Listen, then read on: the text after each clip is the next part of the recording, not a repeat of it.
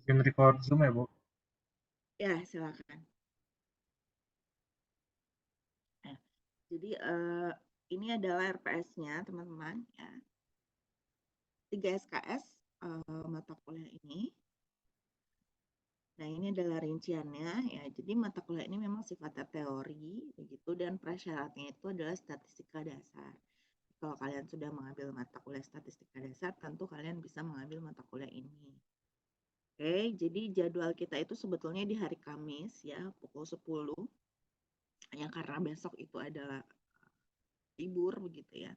Sehingga kita reschedule ke hari ini agar tidak terlalu banyak KP-nya, khawatirnya nanti ada libur-libur lagi. Kalau kalian lihat kalender, Kamis Jumat itu banyak liburnya. Ya, coba nanti Fauzan coba dilihat kalau minggu besoknya ada libur gitu. Langsung ajukan misalnya seperti ini di Rabu pagi gitu ya. Karena lumayan banyak kalau nggak salah Kamis Jumat deh. Silakan nanti dicek kembali. Nah, ruang kuliahnya itu ada di GDS 517. Alhamdulillah nih dapat kelas di GDS ya, karena kita mulai banyak menyebar ke GHA juga. Biasanya saya nggak ada kelas di GHA, tapi beberapa mata kuliah semester ini banyak sekali di GHA. Nah, ini di GDS 517, tapi kita juga masih hybrid, jadi tidak bisa full juga untuk kuliah di kampus. Namun harapan saya sebetulnya kalau misalnya ternyata teman-teman di sini berminat untuk kuliahnya luring, kan kita sudah dijadwal ya daring luring. Kalau teman-teman mau kuliah luring di luar jadwal ya, saya tidak masalah. Asalkan kalian dapatkan ruangannya begitu. Karena Statmat satu ini sejujurnya saya lebih suka luring gitu. Karena apa namanya lebih efektif lah ya teman-teman kalau secara materi begitu dibandingkan kita orang lain. Ya, tapi silakan nanti diatur ya kepada PJ mata kuliahnya jika memang akan luring mohon dipastikan ruangannya ada. Ya, sekarang kita lihat ke deskripsi mata kuliahnya teman-teman ya. Jadi mata kuliah ini membahas tentang apa sih gitu kan. Nah, kita akan mempelajari statistika melalui pendekatan matematis. Ya, ada topik peluang, peubah acak begitu, sebaran dari peluang suatu peubah acak yang diskrit maupun yang kontinu. Kemudian nanti ada fungsi pembangkit momen dari suatu peubah acak ya. Kemudian ada sebaran fungsi dari suatu peubah acak, ada fungsi pembangkit momen, ada sebaran peluang bersama, kekonvergenan dan teorema atau teori limit pusat gitu. Jadi mudahnya adalah sekarang kita mau melihat lebih dalam segala hal yang kalian pelajari di statistika dasar begitu. Ya, jadi kalau kalian sempat belajar ada distribusi normal, kemudian ada distribusi Poisson misalnya. Nah, di sini kita akan lebih banyak mempelajari beberapa distribusi-distribusi yang umum lagi. Begitu juga dengan teoritis-teoritis yang lainnya. Dan kompetisi yang akan dicapai adalah kalian mampu mengenal dan memahami dasar-dasar teori statistika secara lebih mendalam dari segi matematis. Kalau ada statmat satu, ya ini saya sebut statmat satu begitu, nanti pasti ada statmat dua. Ya, jadi konsepnya itu sama-sama seperti melihat dapurnya statistika gitu teman-teman. Ya, mengorek lebih dalam dari segi teoritis. Jadi kalau apa yang kalian pelajari di statdas semuanya given gitu ya, semua ada rumusnya, pokoknya pakai rumus itu. Nah, di statmat satu, statmat 2 nanti kita akan coba pelajari gitu, mengapa rumusnya yang itu. Gitu ya. Meskipun lebih banyak di ranahnya statistik matematik 2. Nah, ini adalah CPL yang dibebankan dalam mata kuliah. Artinya setelah mempelajari mata kuliah ini, nanti saat lulus kalian diharapkan memenuhi beberapa uh, capaian pembelajaran berikut ya. Teman-teman nanti bisa baca sendiri untuk CPL ini. Nah, ini adalah bahan kajian atau pokok bahasannya. Pertama peluang ya. Waktu belajar Statdas ini ada nih topik peluang. Jadi nanti kita review sedikit saja. Kemudian ada materi peubah acak dan sebarannya atau variabel acak ya. Jadi kalau kalian melihat istilah ada peubah itu merupakan kata serapan dari atau bahasa Indonesia dari variabel gitu ya, yaitu peubah acak atau random variable dan sebarannya. Sebarannya itu maksudnya adalah distribusi peluangnya. nanti kalian akan mempelajari apa sih perbedaan dari variabel acak diskrit dan kontinu. Kemudian nanti kalian akan mempelajari bahwa variabel acak itu akan punya karakteristik. Karakteristiknya apa? Dari fungsi peluangnya, dari fungsi distribusi kumulatifnya, dari nilai ekspektasi dan ragamnya, gitu ya. Dan ada beberapa variabel acak yang memiliki fungsi pembangkit momen. Nah, di dalam materi ini adalah materi fundamental gitu ya. Ini adalah fondasi sebetulnya dari topik-topik statistika secara keseluruhan. Gitu. Nah, jadi kalau teman-teman sudah paham gitu apa itu fungsi massa peluang dan lain sebagainya, sebetulnya ini juga bisa digunakan di matematika. Gitu ya. Kalau kalian berbicara politik kontrol atau lain sebagainya, begitu ya, tentu kita juga butuh informasi distribusi peluangnya. Nah, ini ada sebaran peluang khusus. Apa yang dimaksud dengan sebaran peluang khusus? Artinya kita akan mempelajari beberapa jenis distribusi peluang yang kita sudah ketahui. Artinya diketahui apanya, bentuk fungsinya, diketahui bentuk ekspektasinya, diketahui bentuk ragamnya, begitu ya. Sehingga teman-teman kalau misalnya nanti di lapangan, entah di tempat kerja atau dimanapun itu menemukan suatu data yang kalian ingin coba teliti gitu ya, data dari suatu variabel acak gitu ya, kalian kan teliti karakteristiknya begitu. Kalau sudah tahu itu berdistribusi apa, kalian bisa dengan mudah mencari nilai harapan dan ragamnya karena sudah diketahui nilainya atau rumusnya.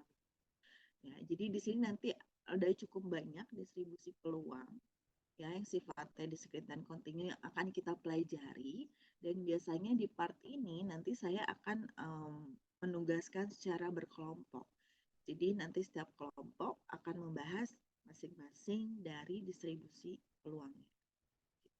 Ya, karena ini banyak sekali. Jadi kalau saya menjelaskan semua nanti kalian bosan gitu ya, agar teman-teman bisa membaca dan lebih memahami.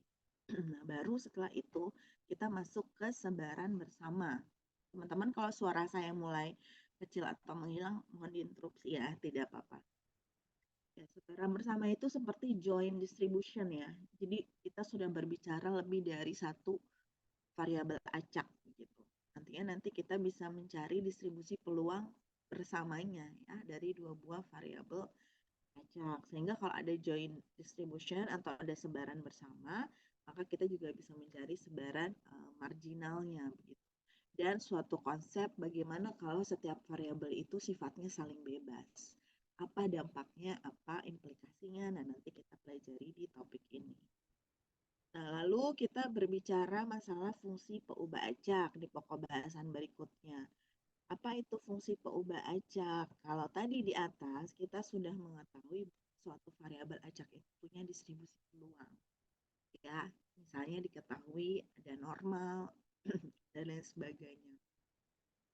Kalau sekarang ada suatu variabel acak yang baru dan dia merupakan fungsi dari variabel acak yang pertama tadi yang sudah ada distribusinya. Nah, bagaimanakah bentuk distribusi peluang yang baru dari variabel acak yang baru ini? Nah, jadi misalnya X itu berdistribusi normal. Lalu sekarang ada variabel acak yang baru yaitu X kuadrat. Apakah X kuadrat itu masih berdistribusi normal? Begitu. Atau dia berdistribusi yang lain, jangan-jangan C kuadrat. Begitu. Bagaimana cara mencarinya? Nah, kita akan mempelajari beberapa metode di sini. Nah, dan terakhir adalah kita berbicara sebaran limit. Nah, di sini nanti teman-teman melihat bahwa kekonvergenan ya dari satu variabel acak ke suatu distribusi peluang itu juga bisa dilakukan. Artinya kadang kita sama sekali tidak bisa menentukan oh variabel ini tuh distribusinya apa. Tapi kita bisa menentukan atau menyimpulkan bahwa oh variabel acak itu mendekati gitu ya atau menghampiri distribusi tertentu jika M-nya itu besar. Jadi nanti bisa lihat dari segi konvergensi dalam sebaran, bisa juga nanti konvergensi dalam peluang atau probabilistik gitu ya. Nah, ini ada kekonvergenan dan teorema limit pusat. Nah, teorema limit pusat teman-teman harusnya sudah pernah belajar di mata kuliah statistika dasar. Mungkin lupa ya, tetapi di sini nanti akan coba diulang kembali. Nah, ini adalah 6 pokok bahasan yang akan kita pelajari selama satu semester ini, yaitu di semester 120. Ya, jadi persiapkan buku catatan. Jangan hanya mengandalkan PowerPoint ya, teman-teman. Jadi harus punya buku catatan. Kalau pada saat statistika dasar kalian punya buku catatan, lanjutkan saja isi dengan mata kuliah Statmat 1 saran saya. Kalau buku catatan Statdasnya sudah full, ambil buku catatan yang baru, tempel di belakangnya untuk mata kuliah Statmat 1. Nah, nanti kalau ada mata kuliah Statmat 2, kalian lanjutkan lagi bukunya, karena pasti akan saling berkaitan, terutama dalam beberapa konsep dasarnya. Nah, jadi kalian nggak bingung atau harus membuka materinya lagi karena kalian tidak mencatat gitu ya. Tapi kalau kalian catat, insya Allah pasti akan bermanfaat. Nah, ini adalah metode pembelajarannya. Ya, kalau di Statmat 1, oke, gini, secara umum tipe saya mengajar itu adalah kalau online, saya tidak akan full 3 SKS di online platformnya. Ya, mau di Zoom atau nanti di Microsoft Teams begitu. Saya tidak pernah full 3 SKS. Ya, karena saya tahu pertama kuota itu lumayan ya untuk kalian, untuk saya juga. Tapi saya kan tentu lebih memikirkan kalian begitu. Kemudian yang kedua adalah tidak efektif buat saya, menurut saya 3 SKS full di online platform. Ya, kadang tatap muka aja itu masih banyak yang bingung gitu. Apalagi kalau secara online. Apalagi kalau online saya tidak bisa melihat kernyutan dahi kalian yang bingung gitu ya, atau wajah kalian yang sudah mengantuk begitu. Iya, mohon maaf di kamera saya nggak bisa bermasalah yang laptop ya, mohon maaf sekali ya. Jadi ini masih hilang wajah saya di layar dan saya tidak memaksa kalian untuk buka kamera. Ya menurut saya kalian sudah dewasa, ya. Jadi saya tidak perlu mengingatkan hal yang seperti itu. Silakan kalau mau dimatikan juga tidak apa-apa karena kadang ada kaitannya dengan jaringan. Nah, seperti itu ya. Jadi paling saya memberikan materi itu 1 sampai 1,5 jam. Setelah itu, saya biarkan teman-teman belajar mandiri atau mengerjakan soal. Dan jawabannya diposting di grup WhatsApp gitu ya. Untuk kita diskusikan secara bersama-sama. Biasanya saya seperti itu. Silakan tanya kelas yang lainnya. Jadi tidak pernah full 3 SKS di Zoom. Nah, bisa asinkronus, bisa sinkronus ya. Kadang saya kalau asinkronus itu kalau benar-benar nggak bisa teman-teman ya. Kalau benar-benar nggak bisa, semoga sih tidak ya. Semoga tidak, semoga kuliahnya dilancarkan ya. Tapi kalau ada panggilan atasan gitu ya dan lain sebagainya, harus ini harus itu dan itu di jadwal kuliah, saya prefer untuk kita reschedule. Kalau masalah asinkronus sebetulnya bisa saja saya meminta kalian untuk mengerjakan soal dan sebagainya. Tapi kalau misalnya teman-teman mau schedule saja Bu, itu juga tidak masalah. Ya, jadi kita kesepakatan bersama saja gitu ya. Jadi kalau kalian merasa Bu schedule saja, tidak mau secara asinkronus boleh gitu ya. Tapi kalau kalian menerima asinkronus juga silahkan gitu. Ya, teman-teman. Nah, itu adalah dari segi metode pembelajarannya. Oke. Tidak ada project ya, Statmat 1 itu kita nanti bentuk tugas. Tugasnya itu untuk yang kelompok presentasi akan ada, tapi hanya 1 tugas. Tapi tugas lainnya itu adalah lebih kepada tugas tes tertulis ya. Untuk UTS juga seperti itu ya, bentuknya esai tertulis begitu. Oke, ini adalah aturan-aturan. Saya rasa teman-teman sudah tahu ya, dan semoga konsisten untuk menerapkannya. Bisa baca begitu apa saja yang harus ditaati atau harus dipatuhi. Nah, saya hanya menekankan pada etika ketika di dalam kelas luring. Pertama adalah teman-teman kalau kalian tahu bahwa ada dosen ya di rumpun matematika, tidak harus yang mengajar kalian, tapi kalian tahu itu adalah dosen, ya. Sebentar.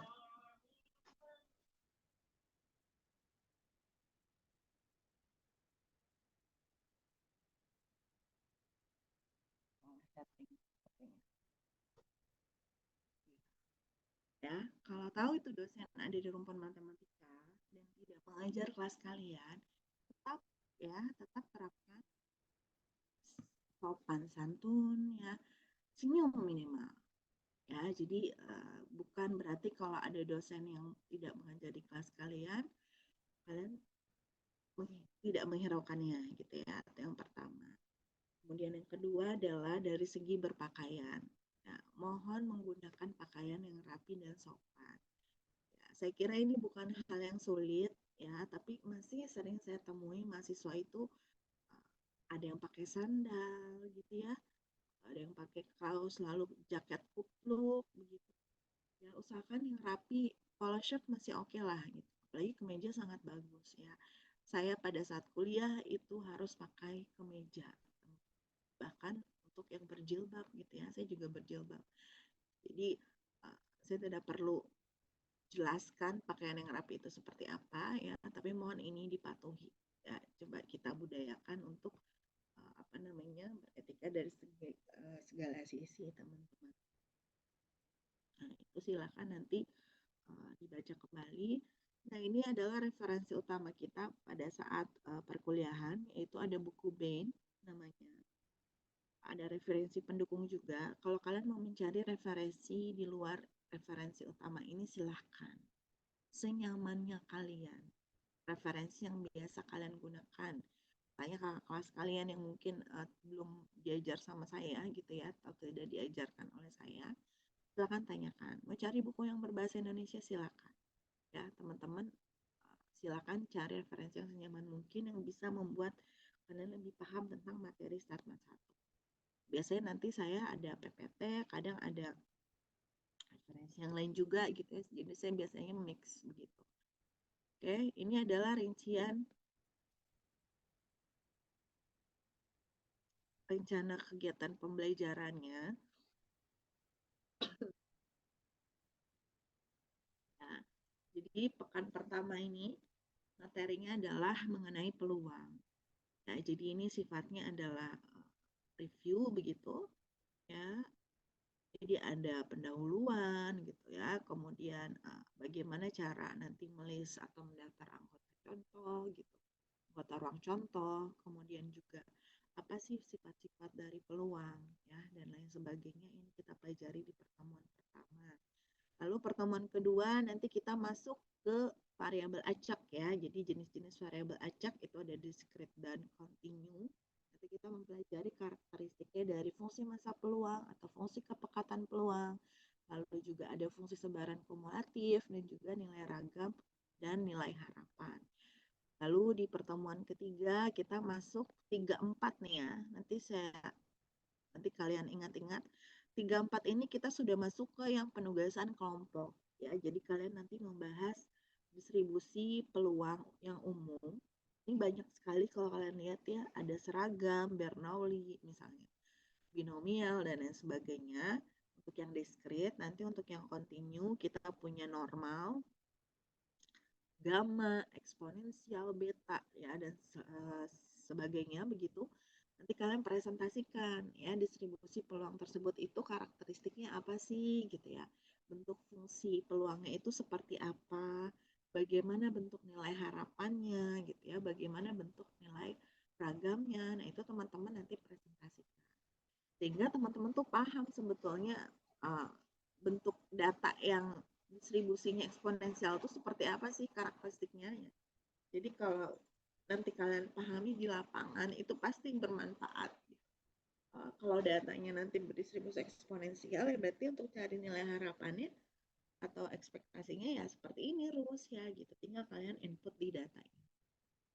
Ya, itu adalah distribusi umum. Baru nanti ke pertemuan 5 itu kita masuk ke fungsi pembangkit momennya ya dari beberapa sebaran umum. Setelah itu baru kita masuk ke sebaran bersama. Ya, sebaran bersama ketika variabel acaknya sudah lebih dari 1 begitu. Nah, itu materi sampai pertemuan 7 sebelum UTS. Nanti setelah UTS, kalian dengan Bu Widi itu masuk di sebaran bersyarat dan nilai harapan bersyarat. Oke, dan seterusnya di sini ya untuk materi fungsi transformasi peubah acak juga di sekitar apa namanya pertemuan 10 ya, 10, 11, 12 begitu. Baru nanti sisanya kalian untuk materi kekonvergenan ya, baru kalian UAS begitu ya. Jadi ini adalah apa namanya sebaran materinya rencana selama 1 semester ke depan begitu. Silakan dipersiapkan ya. Dan saran saya adalah buat kelompok belajar. Saya tidak tahu di kelas kalian ada kelompok belajar atau tidak, tapi saya merasa itu sangat bermanfaat. Jadi misalnya sekarang kalian belajar sama saya, ya. Lalu kalian mencatat apa saja yang penting. Nah, nanti setelah kuliah, kalian belajar lagi. Entah hari yang sama atau besoknya gitu ya, atau beberapa hari kemudian. Pilih aja salah satu kosan siapa misalnya. Nanti giliran minggu ini siapa yang kasih apa menjadi tutor lah begitu ibaratnya ya, untuk mereview ulang apa yang dipelajari. Kalau ada hal-hal yang tidak mengerti secara bersama-sama boleh tanyakan ke saya. Jadi ingat ya, lulus masuk sama-sama, lulus bareng-bareng juga gitu. Jadi teman-teman saling memotivasi satu sama lain, minimal lulus dulu di mata kuliah ini. Nah, kalau itu dibudayakan setiap semester hasilnya bagus teman-teman. Ya, itu hasilnya bagus. Saya dulu seperti itu saat menjadi mahasiswa. Karena kadang dosen kita nggak bisa berharap 100% kepada dosen. Saya pernah jadi kalian gitu ya. Dan dosen tidak pernah bisa membuat kalian mengerti 100% karena kemampuan kalian juga sangat beragam. Jadi bantu diri kalian masing-masing ya dengan bekerja sama dalam belajar, bukan bekerja sama saat ujian begitu.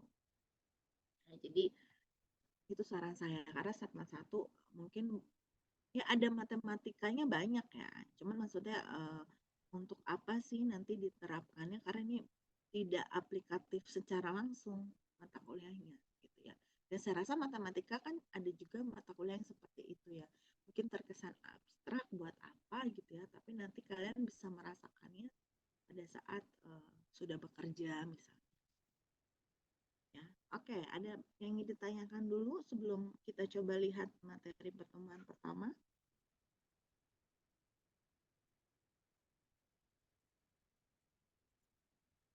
Bu, untuk Ya, presentasi penilaian bagaimana, Bu? presentasi. Persentase penilaian, Bu? Oh, oke. Belum saya bahas tadi ya, kelewat ya. Oke, sebentar, sebentar.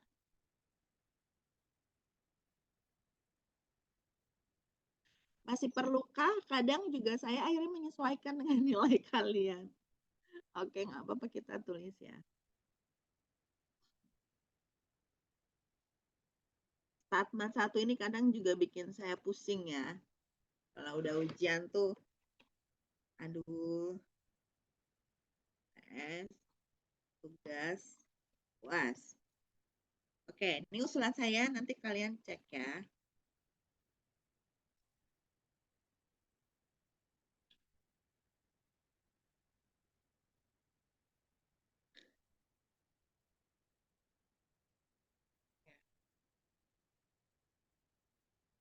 Oke.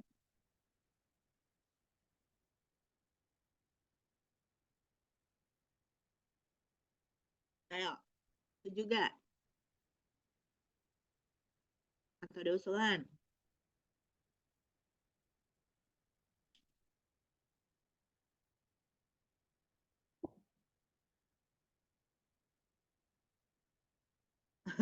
Sudah setuju atau belum? Sebentar, Ibu, lagi didiskusikan, Bu. Oke.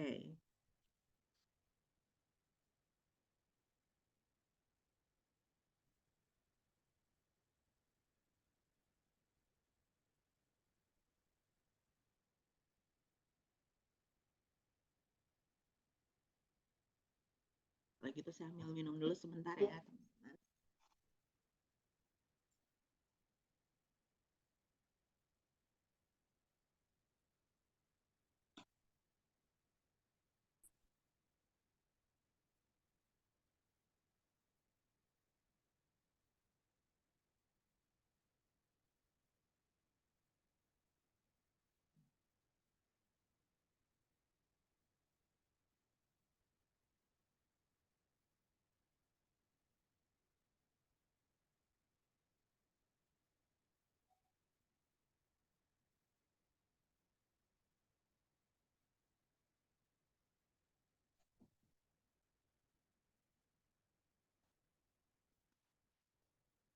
Halo, Sudah? Bu.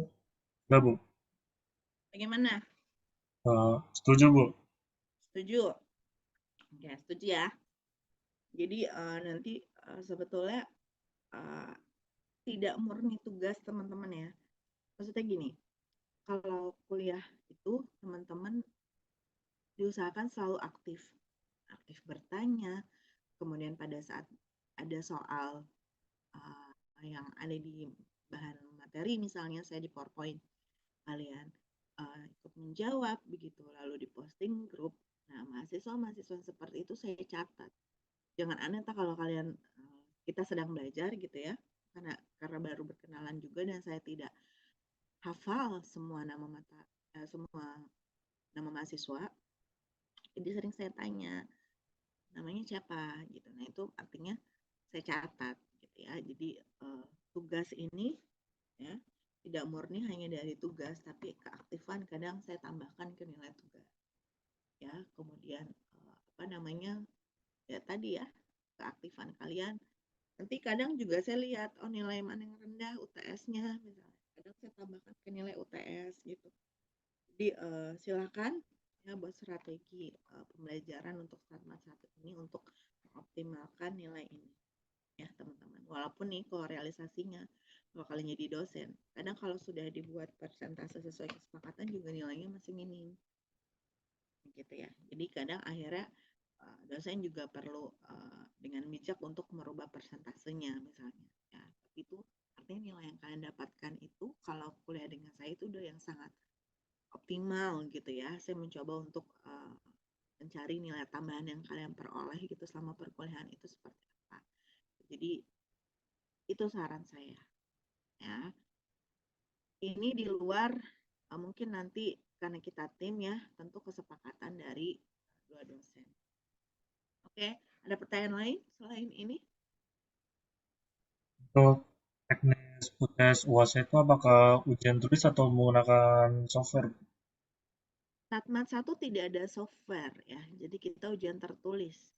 Kalau kalian, karena bukan aplikasi langsung tadi saya sampaikan ya, tapi kalau misalnya apa namanya mata kuliah statistika lainnya yang sifatnya lebih keterapan, kita bisa pakai software. Misalnya kalau di Penmat ya ada rancangan percobaan atau desain eksperimen, ada regression gitu ya atau analisis regresi, ada time series. Time series wajib ya di kalian.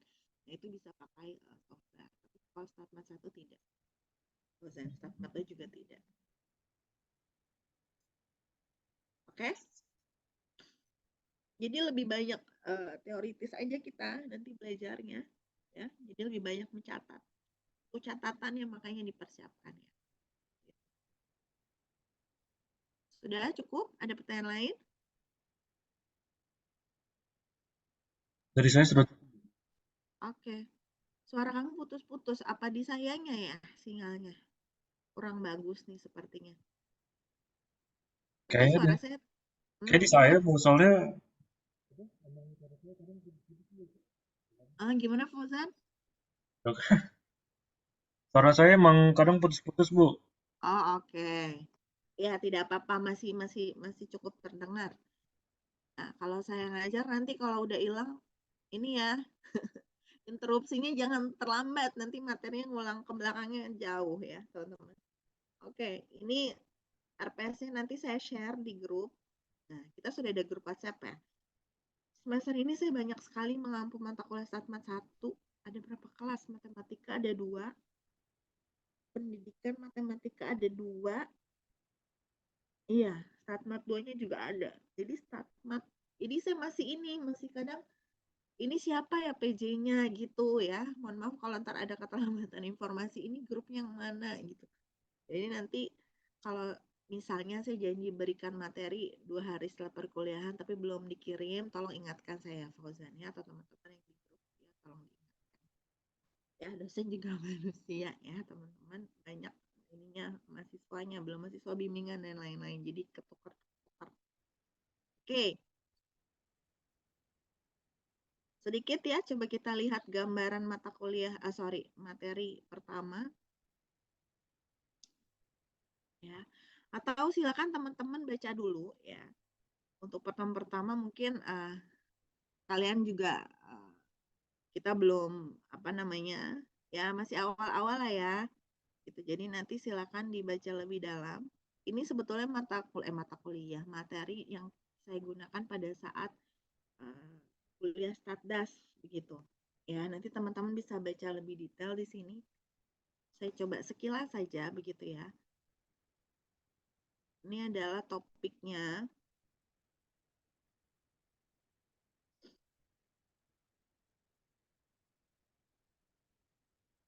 Ini saya juga kurang fit ya, mohon maaf nih. Ininya suaranya. Nah, ini konsep dasar peluang, kemudian aturan penambahan, perkalian ya, ada theorem bias begitu. Nah, nanti teman-teman bisa lihat bahwa kalau kita berbicara peluang, itu selalu diawali dari adanya suatu eksperimen atau percobaan. Pasti akan ada suatu eksperimen atau percobaan begitu. Percobaan itu apa? Sebetulnya dia suatu sembarang proses yang membangkitkan atau menghasilkan data. Ya. Jadi dia suatu proses ya yang tujuannya nanti adalah akan membangkitkan atau menghasilkan data gitu. Contohnya adalah pelemparan dadu. Apa data yang dihasilkan misalnya ya? Data tuh angka yang muncul pada saat dadu itu dilempar misalnya. Kemudian pelemparan uang koin. Nah, ini klasik sekali ya kalau kita berbicara peluang. Atau misalnya pengukuran jumlah curah hujan atau pengujian kejujuran berdasarkan lie detector misalnya. Jadi ini adalah percobaan-percobaan yang bisa dilakukan yang mana ya dalam banyak kasus hasil percobaannya itu kita tidak dapat diramalkan dengan pasti.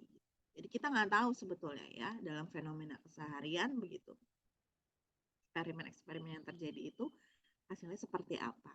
Tetapi kita bisa mengetahui semua kemungkinan hasil dari suatu percobaan yang kita lakukan. Semua kemungkinan hasil itu disebut sebagai ruang contoh. Ya, sampel ya, seluruh anggota atau semua kemungkinan hasil dari suatu percobaan. Kalian sudah pernah belajar ya bahwa itu dikatakan sebagai semesta biasanya. Kalau di diagram Venn, kalau kalian ingat, itu notasi S besar itu adalah semesta atau seluruh kemungkinan hasil dari suatu percobaan. Ya kalau kita berbicara uang koin karena hanya ada dua kemungkinannya, maka S-nya adalah ya, anggota himpunannya adalah A dan G, angka dan gambar gitu. Kemudian pelemparan dadu ada 6, berarti nanti S-nya adalah 1, 2, 3, 4, 5, 6. Atau mau dibagi menjadi ganjil genap. Nah, ini juga sudah menyeluruh ya. Berarti ada mata dadu yang ganjil dan ada yang genap gitu. Nah, kalau misalnya kita melakukan percobaan yang lebih dari satu kali, bagaimana kita mendaftarkan anggota ruang contohnya? Salah satu metodenya itu adalah dengan cara membuat diagram pohon. Jadi kalau kita pelemparan pertama, maka misalnya di sini pengambilan produk ya, produk itu ada yang baik, ada yang rusak begitu. Jadi outputnya kalau tidak baik ya rusak, maka pelemparan pertama nanti ada baik, ada rusak. Saat pengambilan kedua ya, dari yang produknya baik tadi bisa jadi yang terambil baik lagi atau yang rusak. Begitu juga ketika yang awalnya rusak pada saat diambil lagi yang kedua kali bisa jadi baik dan rusak juga gitu ya. Jadi bukan berarti setelah rusak dia rusak lagi atau setelah rusak dia baik, tapi masih ada dua kemungkinan tersebut. Pada saat pengambilan ketiga juga seperti itu. Jadi seperti bercabang-cabang gitu ya. itu adalah diagram pohon. Baru nanti kita list anggota ruang contohnya dari ketiga pengambilan tersebut. Ini salah satu metodenya, yaitu diagram pohon. Nanti kalian belajar di belakang ya, ada teknik penggandaan. Bagaimana kalau nanti eksperimennya itu lebih dari 3 gitu ya, atau dari suatu kasus percobaan yang berbeda. Kita lihat. Nah, ada ruang contoh, ada ruang kejadian. Apa itu? Dia merupakan himpunan bagian dari ruang contoh yang biasanya kita jadikan sebagai perhatian. Ya, di sini misalnya dalam pelemparan dadu ya, tadi ruang contohnya itu anggotanya 1 sampai 6. Misal kita hanya ingin fokus kepada angka yang habis dibagi 3. Berarti kan ini merupakan bagian dari seluruh anggota ruang contoh. Nah, ini disebut kejadian ya. Jadi angka yang habis dibagi 3. Ini biasanya kita berikan notasi huruf kapital. Jadi misalnya kejadian itu adalah kejadian A. Maka A ini adalah merupakan suatu himpunan yang anggotanya tadi yang habis dibagi 3 hanya 3 dan 6. Begitu. Ya. Begitu juga ketika misalnya kejadiannya adalah kita hanya ingin melihat angka yang ganjil saja, maka kita notasikan ini kejadian B misalnya. Maka B itu suatu himpunan yang anggotanya adalah tadi angka ganjil saja, yaitu 1, 3, dan 5. Jadi setelah eksperimen turun menjadi ruang contoh, turun lagi menjadi ruang kejadian. Seperti itu. Nah, kita lihat jenis-jenis dari kejadian. Misalnya kita punya kartu. Ya, kartu bridge gitu ya. Berarti kalau misalnya berdasarkan jenis kartunya, maka di sini kita punya anggota ruang sampel ada hearts, diamonds gitu ya, clubs atau spades gitu ya. Kalau di bahasa Indonesianya, kalau saya ya dulu menyebutkannya adalah wajik gitu ya, hati, operating. Saya nggak tahu kalian sudah menuliskannya seperti ini atau belum. Kejadian sederhana itu apa? Ya, ketika misalnya himpunannya itu hanya terdiri dari satu anggota ruang contoh, hanya satu. Ya, jadi di sini misalnya A itu adalah kejadian terambilnya kartu hearts. Ya berarti A itu anggotanya hanya hearts saja. Kemudian ada ruang nol atau di sini suatu kejadian yang ya himpunan kosong begitu ya. Tidak ada satupun anggota. Artinya apa? Misalnya kejadiannya adalah munculnya angka 8 pada dadu. Tentu tidak ada ya, karena dadu hanya mempunyai 6 sisi begitu, sehingga A ini tidak ada anggota himpunannya atau merupakan himpunan kosong. Lalu kalau ada kejadian sederhana, maka ada kejadian majemuk. Dia merupakan gabungan dari beberapa kejadian sederhana. Jadi misalnya kita punya kejadian B, dia terambilnya kartu berwarna merah, sedangkan C itu adalah kejadian umur baterai kurang dari 72 jam. Ya, kalau B terambilnya kartu berwarna merah, maka kalau kalian lihat di sini yang warna merah apa? Hearts dan juga diamond. Jadi B ini anggotanya adalah hearts dan diamond. Kalau yang kejadian umur baterai kurang dari 72, berarti ini merupakan suatu interval. Kurang dari 72 berarti tentu antara 0 sampai dengan 72 himpunannya. Karena umur itu pasti tidak ada yang negatif begitu ya nilainya. Jadi antara 0 sampai dengan 72. Nah, gabungan dari beberapa kejadian sederhana yang menghasilkan kejadian majemuk itu pasti tetap akan menjadi himpunan bagian dari si ruang contoh. Ya, jadi kalaupun digabung-gabung, dia pasti tetap menjadi bagian dari anggota ruang contoh, teman-teman. Nah, nanti kita bisa dihadapkan juga terhadap beberapa kejadian yang mungkin dia akan menghasilkan kejadian baru, tapi tetap dia merupakan anggota dari ruang contoh gitu ya. Pertama adalah ada irisan dua kejadian. Tentu teman-teman sering melihat seperti ini ya. Jadi ada kejadian A dan ada kejadian B di mana dia akan memiliki irisan di sana yang bagian tengah ini.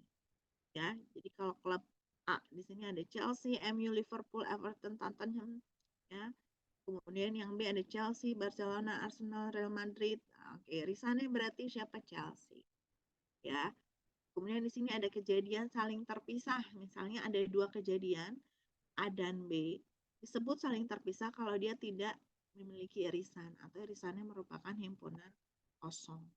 Ya, jadi tidak ada irisannya. Dia disebut sebagai kejadian saling terpisah. Jadi udah pasti beda kejadiannya. Ya, yang A misalnya di sini merah, jingga, kuning, hijau, biru. Yang B nila, ungu, hitam, putih. Nah, tidak ada yang sama warnanya sehingga irisannya merupakan himpunan kosong. Bagaimana kalau perpaduan dari dua kejadian? Ya, artinya nanti kejadian A dan B itu adalah kejadian yang mencakup semua unsur atau anggota A atau anggota B atau keduanya. Jadi dimungkinkan masih ada irisannya. Ya, sehingga nanti irisannya dihitungnya atau ditulisnya satu kali saja begitu. Misalnya 2, 3, 5, 8 ini adalah anggota dari A. Yang B itu adalah 3, 6, 5. Nah, berarti gabungannya di sini 2, 3, 5, 6, dan 8. 3 dan 5-nya tidak ditulis dua kali ya, tetapi cukup ditulis satu kali saja. Ini paduan ya, gabungan dari dua kejadian begitu. Ada juga yang disebut sebagai komplement dari suatu kejadian. Ini A aksen atau A komplement begitu ya. Maka kalau kita sebutkan A C atau A aksen ini atau komplement kejadian A berarti himpunan semua anggota sampel atau ruang contoh yang bukan A. Jadi kalau kita punya di sini daerah ruang contoh itu warnanya biru, ya. Kalau A itu adalah yang warna putih ini, maka A aksen di luar yang warna putih. Sisanya ini adalah A aksen. Ya, jadi kalau kita berbicara munculnya angka ganjil pada pelemparan dadu, tentu A itu adalah angka ganjil. A aksennya adalah angka yang genap. Dan dipahami ya sampai sini teman-teman?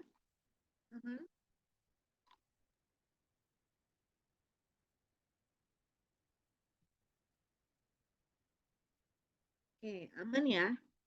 Kalau ingin ada yang ditanyakan, silakan coba tanyakan. Nah ini tadi saya sampaikan ya, bagaimana menghitung banyaknya anggota ruang contoh atau yang menghitung ya. Kalau tadi kan diagram pohon kita masih bisa melis datanya ya, anggota ruang contohnya itu siapa saja. Tapi kadang kan kejadian itu outputnya itu banyak sekali. Jadi kalau kita ingin melihat anggota ruang contoh listnya, itu tidak dimungkinkan menggunakan diagram pohon. Tapi cukup dengan kita mengenali dia kejadiannya itu sifatnya seperti apa, sehingga bisa tidak untuk menghitung banyaknya itu kita pakai kaidah penggandaan. Kapan kita gunakan kaidah penggandaan? Kalau setiap kemungkinan itu dibentuk dari komponen-komponen yang saling bebas. Ya, jadi misalnya di sini kita punya beberapa macam menu makan siang, teman-teman.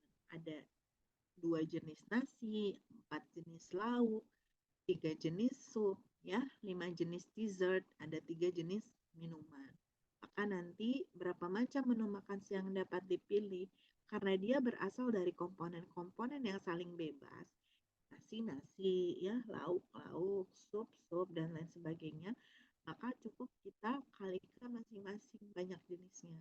2 dikali 4, dikali 3, dikali 5, kali 3. Itu adalah 360. Ya, jadi apa namanya? Itu adalah kaidah penggandaan. Pastikan dia berasal dari komponen yang saling bebas. Nah, kalau permutasi ini susunan yang kita bentuk uh, dengan memperhatikan urutan. Ya.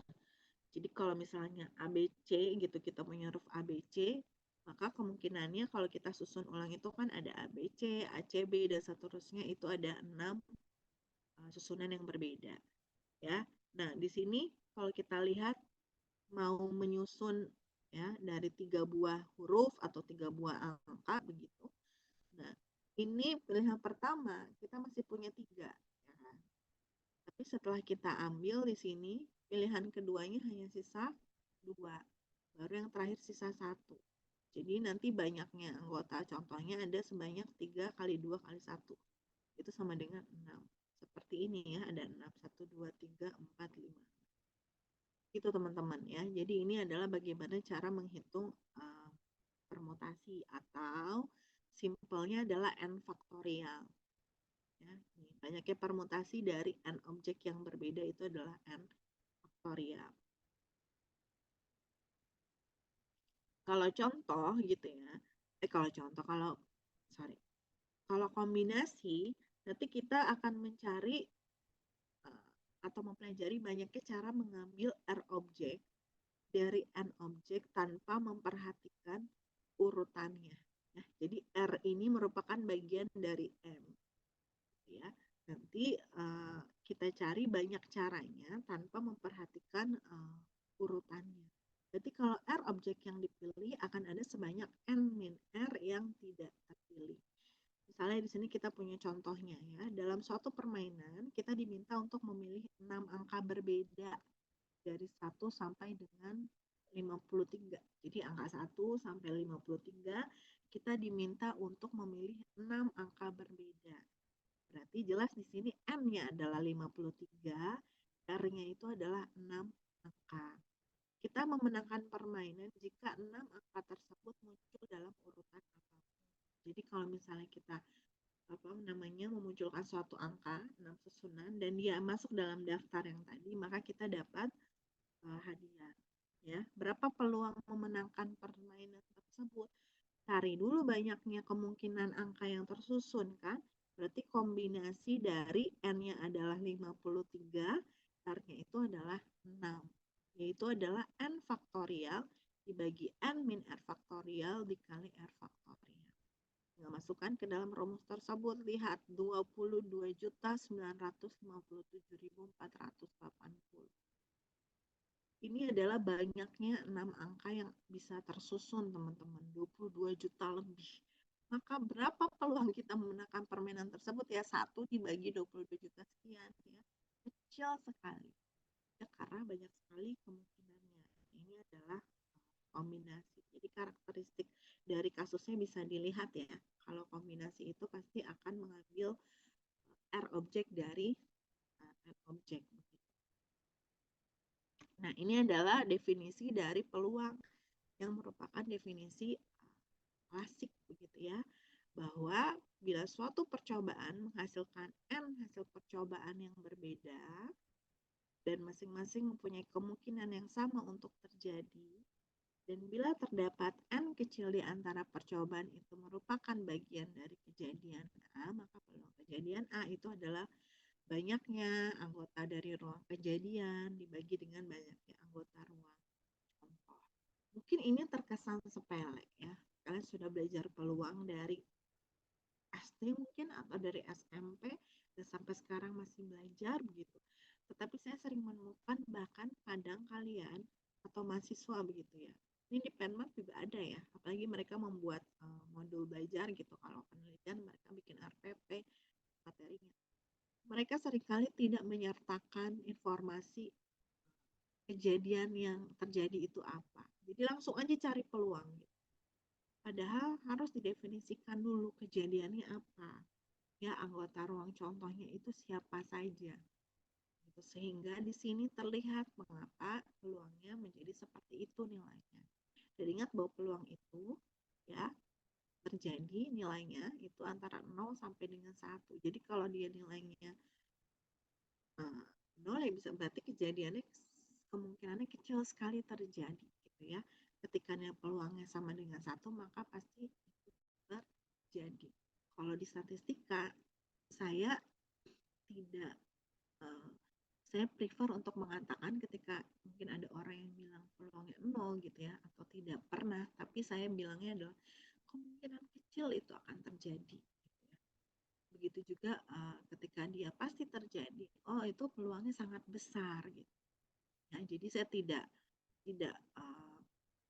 mengatakan bahwa oh itu tidak, kecuali memang sudah takdir ya teman-teman yang sudah digariskan gitu. Tapi untuk suatu fenomena sehari-hari yang bahkan kita sebetulnya tidak bisa memastikan, itu saya prefernya bilang kemungkinannya kecil atau peluangnya kecil, peluangnya besar gitu. Jadi hampir tidak pernah saya katakan itu tidak mungkin. Seperti halnya sekarang kita sedang di tahun politik ya. Jadi sekalipun hasil survei sudah bertebaran di mana-mana dan kalian meyakini salah satu paslon gitu dan pernah bilang bahwa paslon ini nggak akan menang. Tapi bilang saja bahwa kemungkinannya sepertinya lebih kecil dibandingkan dengan pasangan yang lainnya. Ya, jadi kalau dalam statistika itu pasti ada error, teman-teman. Jadi kalau bilang tidak mungkin itu suatu hal yang harus kalian pertanggungjawabkan, kalimat tidak mungkin atau pasti itu begitu ya. Tapi ketika kita berbicara dengan peluang gitu ya, maka kita bisa tahu jadinya bahwa ya ada kok sebaran nilainya gitu ya, berapa dia menang, berapa dia kalah. Oke, nah ini adalah sifat ya dari suatu peluang gitu. Nanti kita lihat di sini. Nah, aturan penambahan tadi kalau ada dua kejadian secara sembarang ya, maka kalau kita mau mencari nilai peluangnya dari dua buah kejadian yang sembarang tersebut, artinya kita menjumlahkan peluang dari kejadian A ditambah peluang kejadian B dikurangi irisannya. Jadi kalau peluang gabungan ini harus selalu dikurangi irisannya. Kalau kalian lihat diagram pen tadi sebelumnya, nah ini ya, jadi ketika digabung begitu, ini irisannya dihilangkan begitu. Ya, jadi dia gabungan murni dari kejadian A saja dan kejadian B saja. Ya, kemudian ini pembuktiannya. Aturan perkalian adalah biasanya digunakan pada saat peluang bersyarat. Ada dua buah kejadian, tentu kita bisa lihat bahwa salah satu kejadian itu terjadi setelah kejadian lain yang terjadi. Ya, itu dikatakan peluang bersyarat ya, atau disebut peluang bersyarat B jika A diketahui. Jadi yang diketahui terlebih dahulu posisinya di sebelah kanan. Jadi peluang B bersyarat A itu dicarinya dengan cara mencari peluang irisan keduanya dibagi dengan peluang yang diketahui terlebih dahulu, yaitu peluang si A. Ini kalau B bersyarat A. Ya, dan sebaliknya kalau peluang A bersyarat B, maka yang diganti adalah penyebutnya di sini yaitu peluang dari kejadian B. Kalau kejadiannya saling bebas, teman-teman, mau bersyarat B dulu baru A atau A dulu baru B, itu adalah peluang kejadian yang terakhir. Ya, karena saling bebas, jadi tidak perlu memperhitungkan apa namanya kejadian sebelumnya gitu. Misalnya di sini ya, bagaimana peluang Fauzan untuk pergi ke Jakarta gitu ya, bersyarat saya harus ke Bandung dulu, ya nggak usah kan, kita masing-masing saling bebas, sama saja mencari peluang Fauzan mau ke Jakarta gitu.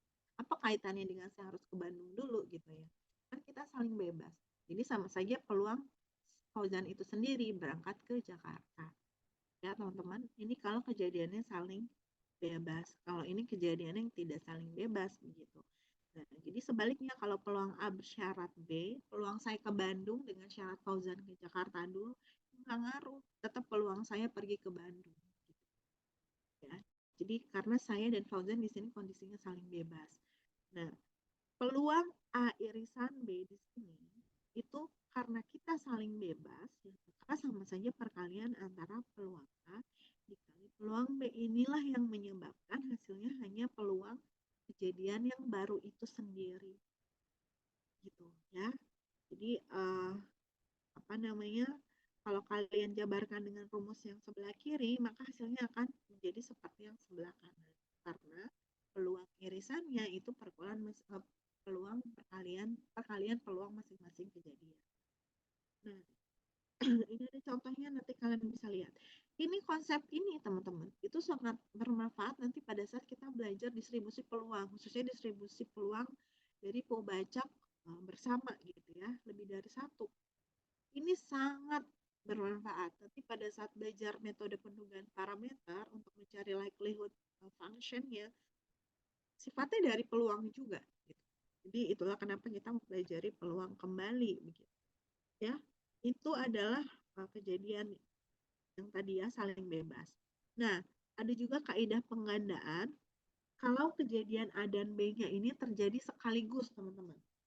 Ya, kalau tadi kan hanya bersyarat ya, artinya salah satu mungkin terjadi terlebih dahulu, baru terjadi kejadian yang lain. Nah, ini kalau kejadiannya sekalian terjadi gitu ya, sekaligus, maka peluang A irisan B itu adalah peluang A dikali peluang B bersyarat A. Jadi ada bersyaratnya di sini. Ya, begitu pula sebaliknya. Oke. Nah, ini kembali lagi, kalau dia tetap saling bebas, sekaligus tapi tetap saling bebas, maka tetap dia perkalian dari kejadian masing-masing. Itulah kenapa nanti dalam StatMat atau dalam StatMat 2, kita akan sering menggunakan bahwa, oh oke, nanti variabel acaknya, contoh acaknya saling bebas. Karena kalau kita mau cari nilai peluang bersamanya, tinggal kita kalikan masing-masing. Kalau dia tidak dianggap saling bebas, itu akan sangat rumit, teman-teman. Jadi kebebasan variabel ini sangat banyak manfaatnya di dalam statistika. Kalau enggak, kita udah nggak bisa dapetin tuh hasil dalam metode statistika itu. Karena sulit kalau tidak dianggap saling bebas. Ya, nanti kita pelajari bersama. Banyak sekali nanti soal kasus yang kita anggapi dia adalah saling bebas. Silakan nanti dicek. Nah, ini yang terakhir, teorema Bayes. Ini salah satu teorema yang sangat penting ya di dalam statistika yang kita pelajari di dalam peluang. Jadi contohnya adalah gini, kita punya anggota ruang contoh, teman-teman ya. Ruang contohnya itu dipecah menjadi ada kejadian B1, B2, sampai dengan B ke N. Kalau tadi kan kita A, B gitu ya. Di sini notasinya ruang contohnya itu terbagi menjadi B1, B2, dan selanjutnya sampai dengan B ke N. Dan dia saling terpisah satu sama lain. Lalu ada suatu kejadian A, di mana kejadian A ini sebetulnya bisa saja terjadi pada B1 atau di B2 atau sampai dengan di BKN. Bisa saja terjadi di B1 sampai dengan BN. Sehingga A ini merupakan ya irisan dari B1 ditambah irisan B2 dan seterusnya irisan dari BN. Karena atau ya, makanya dia dijumlahkan. Sehingga peluang kejadian A itu adalah peluang A irisan B1 ditambah peluang A irisan B2 dan seterusnya sampai BKN. Nah, dengan memanfaatkan sifat peluang bersyarat, nanti kita bisa mencari peluang bersyarat B ke K bersyarat A. Yang artinya adalah peluang A ini terjadi, dia di B ke K. B ke K itu bisa di B1, seterusnya sampai B ke N. Nah, bagaimana cara mencari peluangnya? Nah, dengan cara mencari peluang seperti ini. Nanti kita lihat contohnya. Contohnya begini. Misalnya terdapat 3 mesin fotokopi, teman-teman. Ada mesin A, mesin B, mesin C. Nah, kontribusi dari masing-masing mesin ya secara berurutan A, B, C itu adalah 25%, 35%, dan 40%. Kontribusi ini bisa dibilang mungkin mereka persentase digunakannya lah begitu ya. Masing-masing seperti itu. Nah, masing-masing mesin ini juga bisa atau berpeluang untuk menghasilkan fotokopi yang cacat begitu ya. Misalnya peluangnya untuk yang mesin A ya, persentase hasil cacatnya itu adalah 5%. Yang mesin B itu persentase cacatnya adalah 3%. Dan yang mesin C persentase cacatnya adalah 2%. Ya. Kemudian kita pilih satu mesin itu secara acak. Dan ternyata masih terdapat hasil fotokopi yang cacat. Berapa peluang hasil fotokopi yang cacat itu berasal dari mesin yang C? Nah, pertanyaannya seperti itu.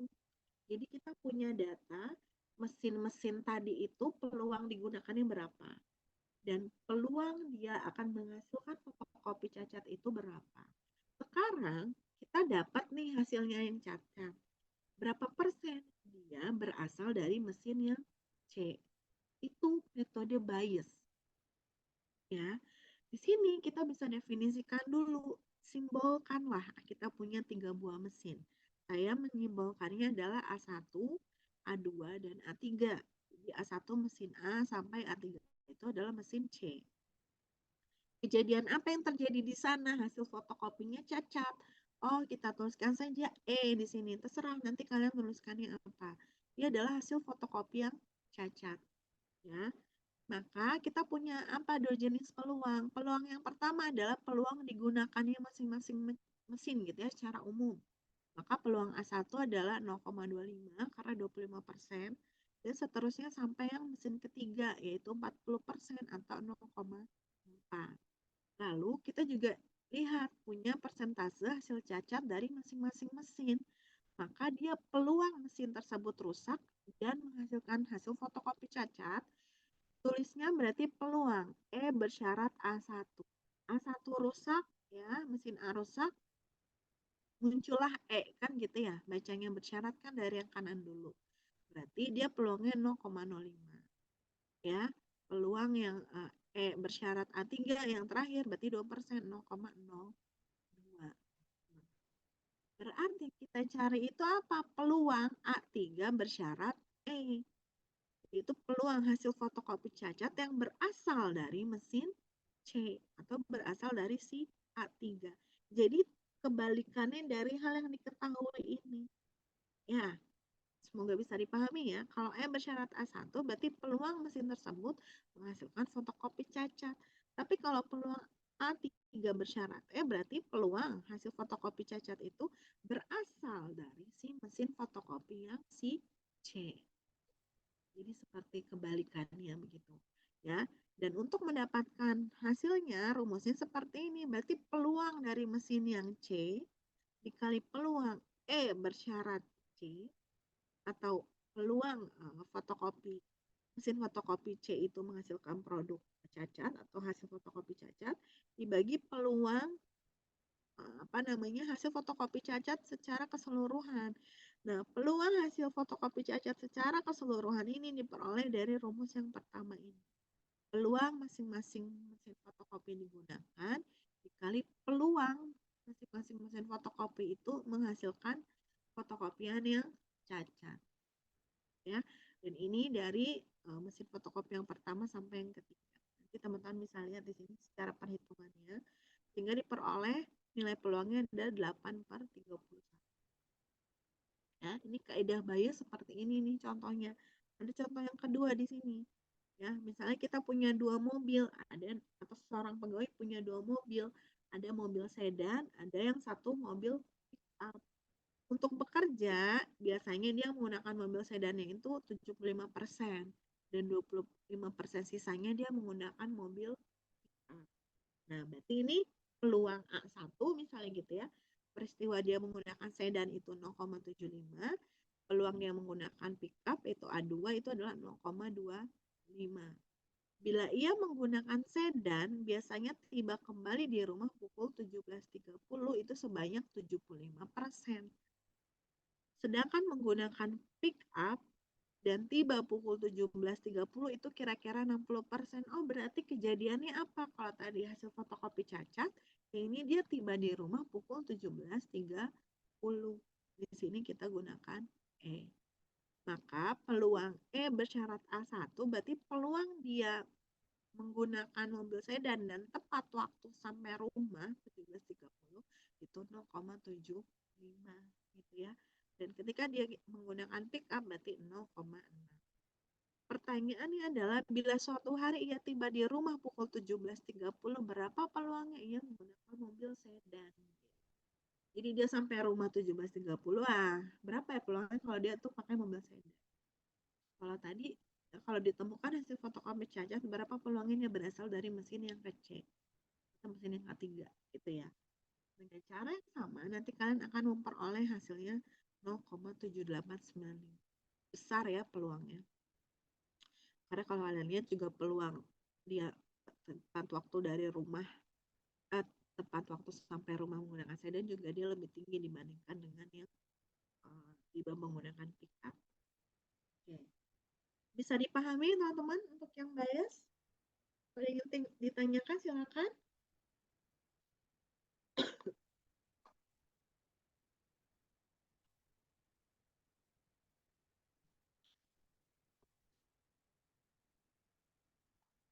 Jangan-jangan nih masih pada tidur nih.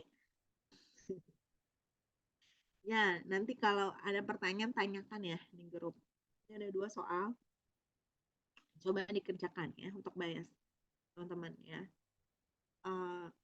Bagaimanapun kalian harus mengungkit kembali ingatan tentang peluang ya. Materi tentang peluang karena ini basicnya kan sangat bermanfaat pada saat mata kuliah yang lain dan khusus Kelas 1 nanti ada beberapa materi yang pasti ada kaitannya dengan konsep-konsep dari peluang atau sifat-sifat dari peluang. Silakan nanti ini coba dibaca kembali atau kalian mau membaca kembali referensi utamanya ya untuk melengkapi pemahaman kalian. Tapi yang pasti ini ada 2 soal. silakan dikerjakan. Nanti yang sudah mengerjakan boleh diposting di grup WhatsApp ya. Nanti kita lihat bersama jawabannya benar atau tidak seperti itu. Oke. Kalau tidak ada pertanyaan lagi, ya ini saya tutup dulu. Untuk Fauzan nanti tolong jangan lupa mengisi form monitoring ya. Itu untuk prodi matematika sebetulnya. Linknya sudah punya Fauzan? Sudah, Bu. Oke ya, nanti diisi form 0506-nya. Nanti saya rapikan dulu, saya isi nama-nama mahasiswanya dulu, baru nanti kamu isi untuk apa namanya diisi setiap pertemuannya, karena pasti itu dibutuhkan untuk proses penyaminan mutu di prodi matematika. Nah, untuk teman-teman yang lain nanti silakan, dan Fauzan juga ya, mungkin kalau mau mengerjakan soal yang tadi nanti saya share di grup WhatsApp, RPS-nya juga, dan juga buku referensi utamanya. Apakah kita membutuhkan MS Teams? Nanti kita lihat ya. Untuk pengumpulan tugas misalnya dan lain sebagainya nanti kita lihat. Sementara saya kirim via WhatsApp dulu ya. Oke. Mungkin itu saja sesi Vicon kita hari ini teman-teman ya. Ini lebih dari 1 jam, mohon maaf karena tadi penjelasan RPS dulu. Semoga nanti di pertemuan berikutnya kita bisa sama-sama berdiskusi ya, dan hari Kamis pukul 10 ya jadwalnya ya. Ya semoga tidak membuat kalian ngantuk di pagi hari. Sebetulnya hari Kamis itu paginya ada kuliah tidak? Sudah ada jadwal belum? Kalau kami sih biasanya kan kita jam 10. Nah, pagi itu biasanya nggak ada jadwal, tapi kan besok minggu depan itu kan Rabunya kan pemilu, jadi mungkin kemungkinan dipindah ke pagi Kamis, Bu. Ada yang dipindah ke Kamis pagi, Bu. Oh oke. Berarti biasanya nggak ada kuliah ya. Ya, Bu. Oke baik. Ya Fauzan, terima kasih. Teman-teman terima kasih atas perhatiannya ya. Semoga apa yang dipelajari hari ini bisa bermanfaat. Silakan lanjutkan aktivitas kembali ya. Semoga kita semua dalam kondisi sehat walafiat selalu. Assalamualaikum warahmatullahi wabarakatuh. Selamat pagi. Waalaikumsalam Waalaikumsalam warahmatullahi wabarakatuh. warahmatullahi Terima kasih, Bu. wabarakatuh. Terima kasih, Bu. Terima kasih, Bu. Terima kasih, Bu.